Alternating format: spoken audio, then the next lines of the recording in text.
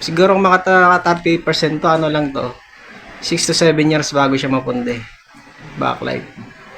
Kaya yan, mukhang bago pa yung backlight, napundi na agad eh. So ito na nga mga sir, ito yung sa caption natin na how to change sa backlight Kuka TV 65 inches. Diyan na rin po malaman yung ganyang modelo, kung ilang piraso ba sa loob, kung ilang voltahe ba yung nararapat na ipalit sa kanya ng mga backlights po. So ganyan nga po yung kanilang issue ng kanilang TV, naka dim light yun, no? Sobrang dim na, kumbaga wala nang ilaw halos sa loob. So yun, sa mga gusto pa po magpagawa, pagka malalaman nyo yung TV nyo, pagka sira yung backlight, ilawan nyo po yung harapan. Pagka may narinig lang kayong tunog, pag naaninag nyo yung display, it means 100% po na sira yung kanyang backlights po. Kasi po ito possible backlight talaga, Araw-araw ginagamit yan. kasi may lifespan si backlight Tumigil lang kasi umuwi nga. Isang linggo dito walang tao. Pas balik, ayan na. 55,000 hours kasi minimum lifespan ng kanyang backlight. So kung araw-araw po possible talaga. Hindi yan, mga mapundi. magkano ang abuti ng ano yan. So ito na nga mga sir, kinonfirm na natin na backlight so talaga kailangan ho natin talaga ng backlight tester para ho sigurado yung troubleshooting po natin. Kasi napakahirap po yan baklasin po. Kailangan ho yung baklasin yung harapan ho talaga. Magugol ka po talaga sa oras, maabot po ng 3 to 4 hours po na baklasan. So kailangan po talaga 100% confirmation po na sira po yung backlights. Dito po medyo hindi tayo naniwala kasi nga 3 years pa naman daw ang kanilang TV at napundi na ng backlight. So yun nga po, kailangan talaga natin i-confirm na backlight talaga para yun nga po para hindi masisira yung o hindi aksayado sa oras, kumbaga yung ating pagbabaklas ng backlights. So after ng confirmation po, ito na po, binaklas na natin. So dito pala po sa mga kapwa technician po, ang ganito palang modelo po, pwede ho natin isama yung kanyang frame para hindi ho tayo aksayado sa double-sided tape po, kasi may kamahalan din po yung kanyang double-sided. So yun po ang kaigihan nito sa ganitong modelo. Tsaka yun nga po sa mga nagbumibili ng Kuka TV, ito po kanyang sikreto po, ba't siya matibay. Yun po yung plate na yan, nagpapatibay sa kanyang bakit matibay yung kanyang screen, kung bakit nasisira lang yung kanyang power supply, panel. Kasi nga po meron siyang heatsink, may bakal na nag-absorb sa kanyang init sa kanyang mga chip on flex. Yun ang kagandahan po sa Kuka TV. Yun po ang lagi ko minsan pag nahingi yung advice ng ibang customer kung anong matibay na TV sa ngayon, yun po yung sinasabi ko paminsan-minsan, Kuka TV po. Pag mga frameless, mga bagong labas, based sa aking experience po, yun nga po base lang po sa aking experience kasi naka-encounter ako niyan. Laguna at saka Dasma, puro power supply lang pinalitan ko. Hindi yung nagkaroon ng guhit, double image yung kanilang TV.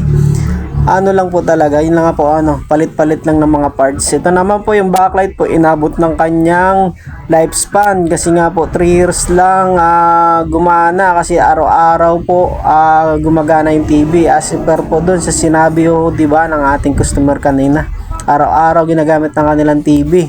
Tsaka po malalaman nyo po dyan sa huling video yung factor kung bakit siya another factor kung bakit 3 years lang inabot halos yung kanilang TV.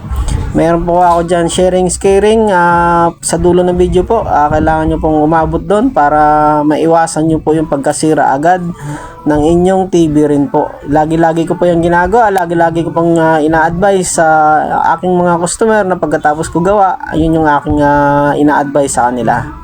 Kaya naman po after ng advice, wala ho tayong problema kahit nga po habaan natin yung warranty.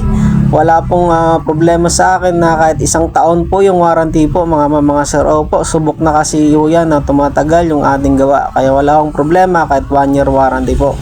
So gusto po magpagawa po, PM na lang po, send model number, kung saan man po, at saka kung saan man po kayo para makalibre po kayo ng estimate, malaman nyo po agad yung presyuhan kung magkano po. Basta yun lang po yung laging tatandaan po. Ako po yung halos may pinakamahabang warranty po sa Change Backlights TV. ng TV. So ito na po, napalitan na po natin mga sir. Ang bilang pala ho nito ng kanyang backlights, yung ganyang 65 na model po sa Kuka TV is 50 pieces po na 3 volts DC. Yun po ang kanyang backlights, ang bilang niya po. So pag kayo po mag-home service zone, malalaman nyo po o alam nyo na yung bilang po sa loob. Kung ano man yung kung ilang piraso man yung backlight, kung ano man yung voltaheng ginamit sa kanyang backlights, kung 3 volts ba o 6 volts. So ito na po, binalik na natin yung kanyang acrylic sa taas, pati na po yung kanyang screen. So ito na po yung sa side na to. Doble ingat na po kayo dyan mga sir, kasi nga po super sensitive po, hindi po agad-agad na diin lang ng diin. Kailangan nyo po talaga ay kapain kung saan po kakalso yung screen o yun nga po dinagdagan po pala natin yan sir, mga sir, dinagdagan natin yan ng double sided ulit yung gilid para kumapit yung kanyang frame. And panigurado din nyo po, sa panigurado nilalagyan ko rin siya ng clear tape sa likod. Opo, tama po kayo sa narinig niya, sa gilid tsaka hanggang sa likod nilagyan ko siya ng clear tape para hindi bumagsak saka sakali na hindi kumapit yung kanyang clip. May mga clip po pala yan sa gilid, nagawa na po namin din yan sa Samsung 85 inches kasama ko si Sir Ivan Lucero. So ito naman sinubukan ulit natin 65 inches Kuka naman.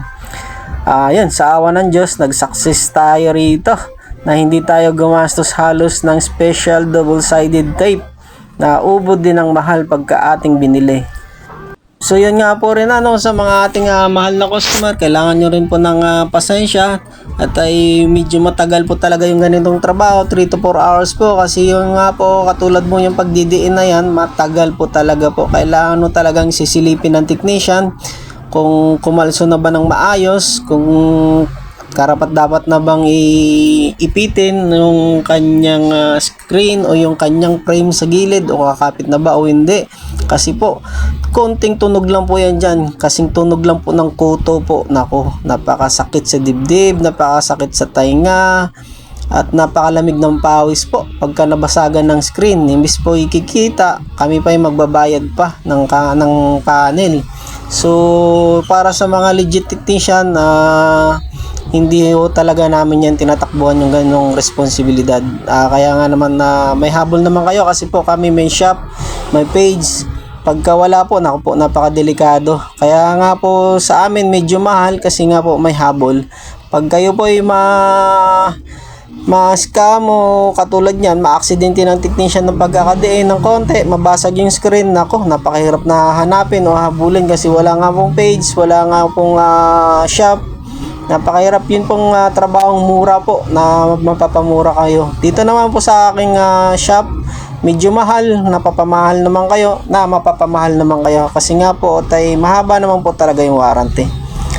Pagka change backlight po, 1 year warranty, tsaka yung mga panel repair ho natin, change mainboard, mahaba rin po, PM na lang po talaga po mga sir. So ito na, first test, yun po, sa awa po ng Diyos, nag-success tayo, hindi nabasag, hindi walang guhit. Ayun nga po, napakalaki natin sa araw na to, may gabay ng Panginoon. Tsaka ito, napakalaki natin, napakabait ng ating customer, may palibre pa pong merienda po, pizza. Kasi nga po, almost 3 hours na tayong nagbubuting-ting. Ayun po. At saka, yun nga po, malaking din pala ito. Bawas. May, po, sila discount sa akin po. Kaya yun, yun. Mabait din talaga yung ating ding customer. Kaya sulit din yung pagkaka-discount natin. Yun, kasi may palibre pang merienda.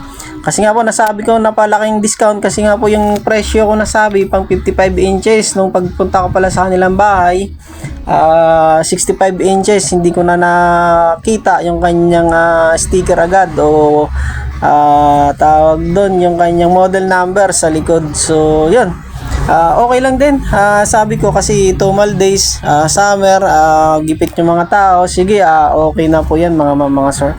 Saka yun, ayos din naman napalibre tayo ng merienda. Super bait po nung ating naging customer today. Ito naman po yung ginagawa natin po, naglilinisan mo talaga natin yan.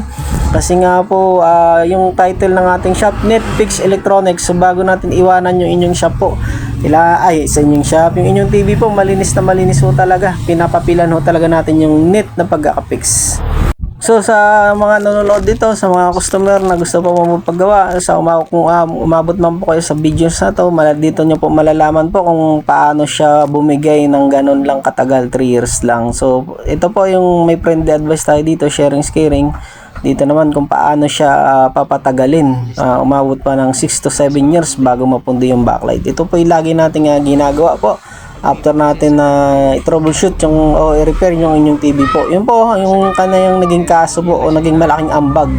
Kasi yung backlight niya po naka 100% po. So imagine niyo yun, 100% ang lakas ng busilak ng kanyang backlight. So mabilis po talaga yun makapundi yung mga sir. Based po sa aking experience po talaga po.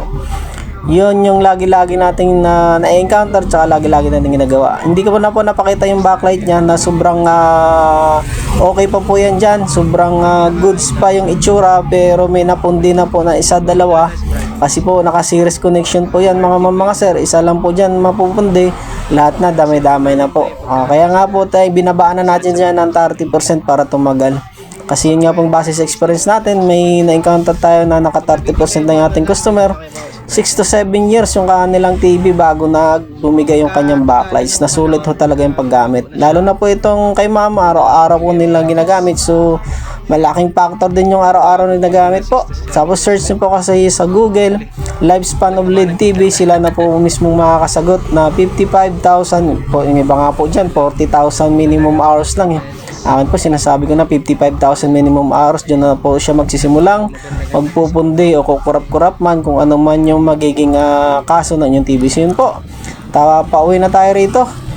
Ito po yung malapit lang naman sa atin, malapit po sa Lancaster sa atin po sa Alapan. So yun nga po, sa gusto po magpa-home service mga sir, nag-home service tayo ng buong Calabarzon, NCR tsaka Marilaki. PM na lang po mga sir, send nyo yung video sa akin ng inyong kaso ng inyong TV para po makalibre kayo ng estimate. Sa pamagitan po noon din, malalaman natin yung materials. Pag napag-send kayo ng model number sa likod, malalaman nyo yung materials ng inyong TV kung at saka magkano po yung labor materials na uubusin.